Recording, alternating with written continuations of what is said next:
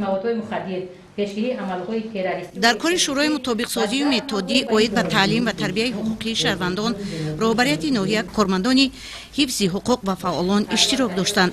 اعضایان شورا سال 2025 فعالیت خود را از روی قانون و قرارهای عمل کننده و دستور و سپارش‌های رهبریت عالی مملکت برآمده از جانب اعضایان شورا گروه‌های کاری تشکیل کرده با اصول خانه به خانه و محله به محله با آخری صحبت‌های فهماندهی گذرانیده در پیشگیری نمودن جنایتکاری از جانب نابالغان و جوانان، شامل شوی آنها به حزب و حرکت‌های ارتجاعی، پیشگیری نمودن تعلیمات غیررسمی دینی، پیشگیری پاشخوری عائله‌ها و دیگر مسائل جای داشته در زندگی و روزگار مردم نقش سزاوار خود را گذاشتند. این تدبیرها امکان فراهم آورد که یک قطار جنایت‌ها میان نابالغان و ساکنان ناحیه پیشگیری گردیده، شماره آنها نظر به سال‌های پیشین کم کرده شود. نماینده پروکراتورای ناحیه درباره پیشگیری کردن همه گونه ظهورات نامطلوب جامعه اظهار اندیشه کرده، سبب‌ها و راه‌های اساسی پیشگیری را از این حالت‌های نامطلوب اظهار داشتند.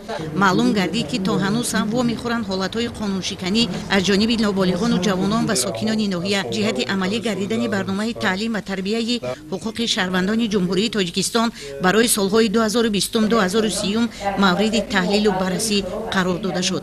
در آخر رهبریت ناحیه از رفت اجرای این برنامه اظهار داشت که مقصد ما بلند برداشتن معرفت حقوقی شهروندان، ترغیب ارزش‌های دموکراتی، مناسبت احترامانه به حقوق انسان، بلند برداشتن ولایت قانون، استواری نظام حقوقی، آشتیناپذیری نسبت به همه حقوق ویرانکنی‌ها، هماهنگسازی فعالیت تمام کارخانه و تشکیلات وابسته به ترغیب و تشویق حقوقی میباشد. همزمان برای باز هم جامع کردن کارهای عامه‌فهمانی و بلند برداشتن معرفت حقوقی ساکنان ناحیه تمام اعضایان شورا موظف گردیده نقشه کاری خود را برای سال 2026 قبول کردند. حسن‌زاده گلیزار، دلیری شریف، نموزلی ارگش، اخبار، ناحیه کوشانیان.